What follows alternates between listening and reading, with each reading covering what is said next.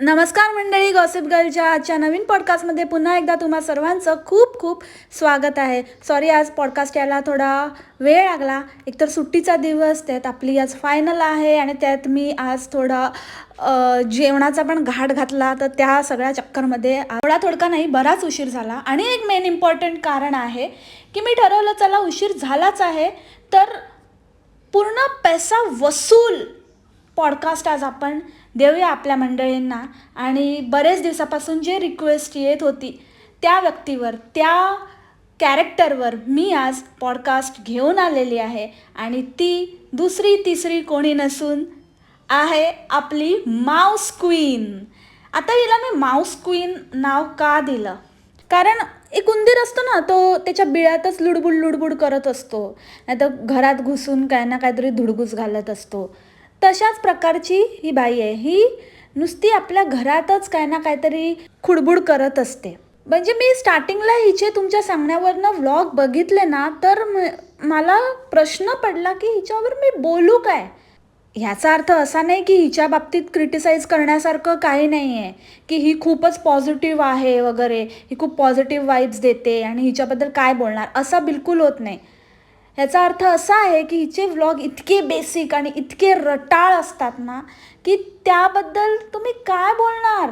सकाळी उठायचं, चहा नाश्ता करायचा, जेवण बनवायचं, मग एखादं प्रमोशनचं काहीतरी बोलायचं, बडबड करायची, नंतर संध्याकाळी परत चहा बिस्किटं खायची आणि मग नवऱ्याला थोडं दाखवायचं, मुलावर कसे आपण संस्कार करतो ते दाखवायचं, झालं, व्लॉग संपला.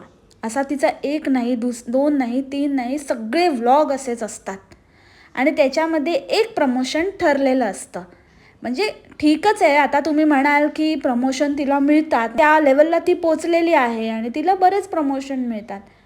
अरे पण ही बाई एकेका प्रमोशनचा एक एक व्लॉग बनवते.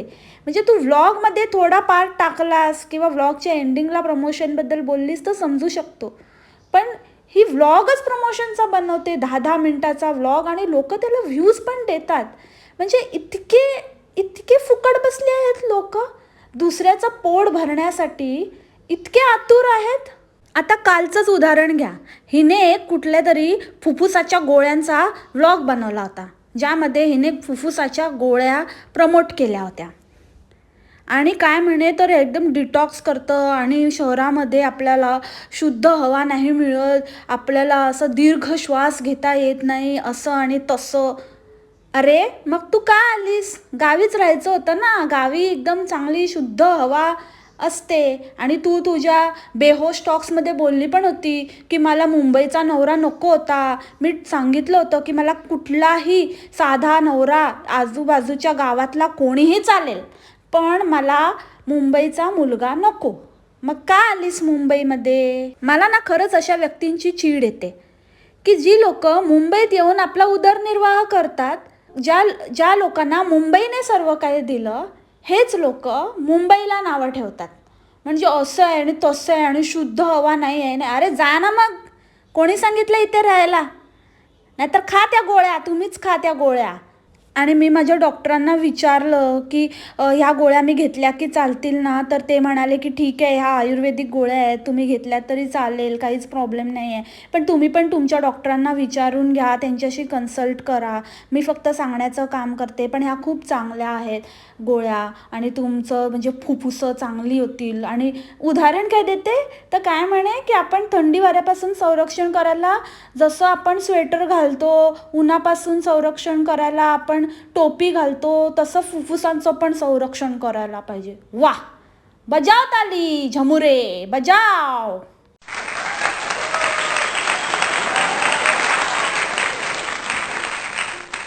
आणि मग नाही, कुठलेही प्रमोशन करता करता ना घुमून फिरून आहे ना एकदम संस्कारी बाई बनते आणि काहीतरी प्रवचन द्यायला सुरू करते. जसं आता हे फुफ्फुसांच्या गोळ्यांचं सांगता सांगता मध्येच काय म्हणते, असंच आपलं मन पण शुद्ध असायला पाहिजे, तर ते आपल्या स्किनवर ग्लो करतं आणि दिसतं आणि मग आपल्या स्किनवर अशी चकाकी येते. आपण असं नेगेटिव्ह लोकांपासनं, नेगेटिव्ह इन्फ्लुएन्सपासनं आपण लांब राहिलं पाहिजे आणि आपल्या मनात चांगले विचार आणले पाहिजे. अगे बाई, तू कोण आहे? राधेमा आहेस का तू? हां, लोकांना रोज रोज फुकटची प्रवचनं देत असते ती. हां, लोकांनाच नाही, नवऱ्याला पण पकवत असते. आणि तो नवरा नुसता नंदी बैलासारखा हिचं सगळं ऐकतो. ही आपली नवऱ्याला पण पकवत असते, असं आणि तसं, आणि माझं तर मला असं वाटतं, माझे असे विचार आहेत, हां हां बरोबर आहे, ही सांगते ते बरोबर आहे, ही सांगते ते बरोबर आहे. मग मला असं वाटतं हळूहळू आहे ना हिचा ट्रॅक तिकडेच आहे.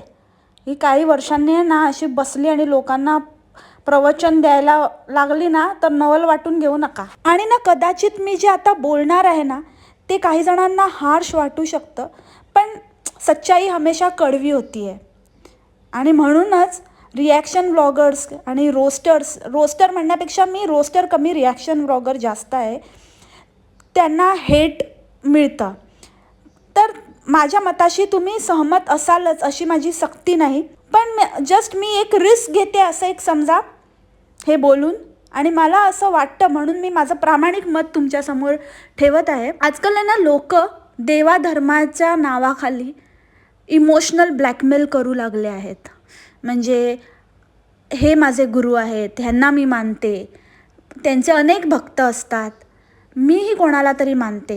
हे फॅक्ट आहे, मी साईबाबांना मानते. म्हणून मी प्रत्येक वेळेला साईबाबांचं उदाहरण देऊन लोकांना वेठीस धरू शकत नाही. समजते ना तुम्हाला मला काय म्हणायचं आहे.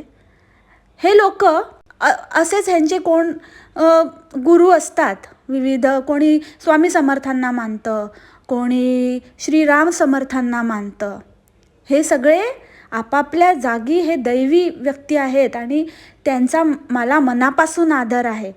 पण त्यांचे हे जे भक्तगण आहेत, सगळेच नाही, काही स्पेशली व्लॉगर्स, हे काय करतात, ह्यांचं नाव घेऊन ह्यांना पुढे करून प्रत्येक वेळेला ते माझ्या पाठीशी आहेत, हे ह्यांचं ही शिकवण आहे असं करून त्यांचा जो भक्तगण वर्ग आहे ना त्यांना ते कॅप्चर करण्याचा प्रयत्न करतात. त्यांना ते इमोशनली अट्रॅक्ट करतात स्वतःकडे. काय होतं ना, आपले एखादा साई भक्त दुसऱ्या साई भक्ताला भेटला तर ऑब्व्हियसली त्यांच्यामध्ये ते एक इमोशनल बॉन्ड तयार होतो, एक कनेक्शन तयार होतं. अरे मी पण साईबाबांचा भक्त आहे, ही पण साईबाबांची भक्त आहे, तर मग मी हिला फॉलो करणार कारण ही एक साई भक्त आहे. आणि मग ते मला कळलं ना की मी तेच रोज रोज बोलणार. म्हणजे बाबा माझ्या पाठीशी आहेत, बाबांनी मला मार्ग दाखवला, बाबा होते म्हणून ही गोष्ट टळली, असं मी प्रत्येक वेळेला माझ्या व्हिडिओमध्ये असं बोलणार. आणि मग लोक जे सिमिलर भावना ठेवतात ते लोक आपोआप माझ्याशी जोडले जाणार. तर हा एक नवीन फंडा आजकाल व्लॉगर्समध्ये दिसून येतोय. आणि ही बाई ही गोष्ट अतिशय जाणून बुजून करते असं मला तरी वाटतं.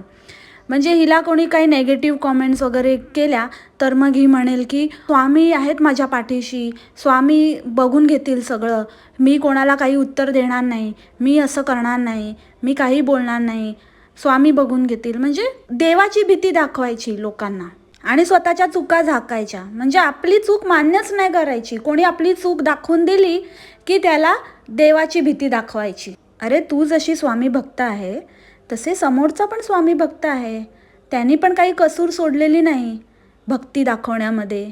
ते पण तितक्याच मनोभावे स्वामींची पूजा अर्चना करतात. तर स्वामी खरोखर बघून घेतील, ज्याचं खरं आहे ना त्याच्या बाजूने उभे राहतील. ते तू प्रत्येक वेळेला लोकांना सांगण्याची गरज नाही आहे. आणि इतकंच आहे ना, तर व्लॉगमध्ये ना 7-7, 8-8 मिनटं प्रवचन देण्यापेक्षा ना एक सेपरेट प्रवचन चॅनल ओपन कर आणि तिकडे बसून आहे ना फक्त प्रवचनच दे. म्हणजे ज्या लोकांना इंटरेस्ट आहे ना तुझं प्रवचन ऐकण्यात ते तुला सबस्क्राईब करतील. आणि एक अनदर इन्कम पण. म्हणजे जसं तुझ्या नवऱ्याने तुला सांगितलं ना की तू खूप छान बोलतेस तर तू व्लॉगिंग चॅनल चालू कर, तर मला असं वाटतं की व्लॉगिंग पण नाही आहे तुझ्यासाठी. तू प्रवचन छान देते, नुसतं बोलत नाही, प्रवचन चांगलं देतेस, तर तू एक प्रवचनचं चॅनल ओपन कर ना, लोक येतील बैठकीला बसायला.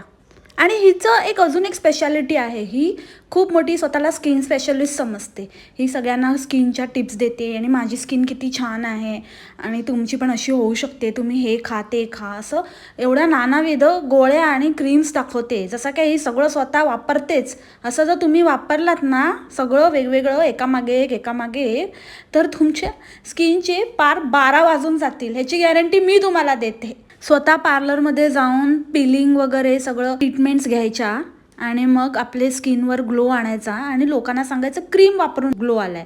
कोण बघायला गेलाय क्रीम वापरून आलाय की आणि काय करून आलाय. जर खरंच क्रीम्स वापरून एवढा ग्लो येतोय, जर तुम्हाला ते सूट होतंय, तर जे सूट होतंय तर तेच कंटिन्यू करा ना. मग तुम्ही बदलता कशाला?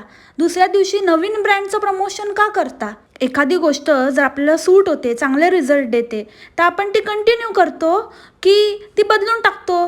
मला सूट होते तरी पण मी नाही वापरणार, मी आता उद्या दुसरं काहीतरी ट्राय करणार, असं करतो का आपण?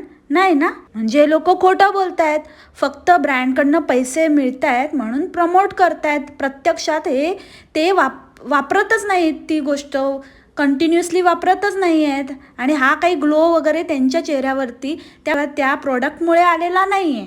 हां, पण त्या ब्रँडमुळे आलेला असू शकतो. हां, त्या ब्रँडमुळे जे डॉलर्स मिळत आहेत त्या डॉलर्सचा हा ग्लो नक्कीच आहे. मंडळी, ॲक्च्युली हिच्याबद्दल मला बरंच काही बोलायचं आहे. हिचे मी बेहोश टॉक्स ऐकले आणि मग तिचे बेहोश टॉक्स ऐकून मला एकदम होश आला. हिच्या बेहोश टॉक्सने मी मदहोश झाली. नक्कीच म्हणजे ही बंजिताला टफ नाही देऊ शकली आहे, हातचं राखून बोलली आहे. पण जे काही बोलली आहे त्याच्यावर माझ्याकडे टिप्पणी देण्यासारखं खूप आहे, पण त्यासाठी हे पॉडकास्ट अपुरं पडेल. म्हणून मी लगेचच उद्याच्या उद्या त्यावर पॉडकास्ट घेऊन येत आहे. Stay tuned. आणि आज जे मी बोलले त्याच्यामध्ये जर तुम्हाला थोडंही तथ्य वाटलं असेल तर मला कॉमेंटमध्ये नक्की कळवा. भेटूया आपल्या उद्याच्या पॉडकास्टमध्ये, जे खूप इंटरेस्टिंग होणार आहे. तोपर्यंत खा प्या मस्त राहा आणि स्वस्त राहा. Take care. बाय. मसाला.